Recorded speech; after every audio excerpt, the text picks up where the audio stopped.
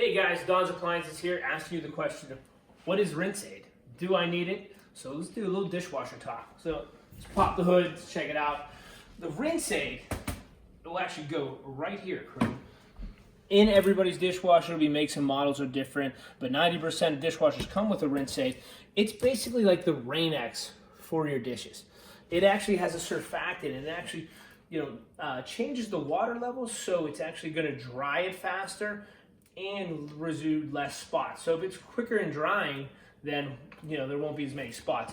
Just like this, we use the finished one. It's the one we recommend here at Don's. So you just pour it in here, a little at a time. Doesn't matter if some of it will run over, and like I said, every make and model is different. It's just going to hold, just a different amount. I over pour it, bubbles and everything. So we close that guy. We like to tag team it with the finished tab with a red dot. We put that in here as well in the pocket door. Close that guy up. But now what the rinse aid is going to do, it's really going to change how our water helps, because some waters are going to be harder and some waters are going to be softer. But this rinse aid, just additive, will help get those glasses clean.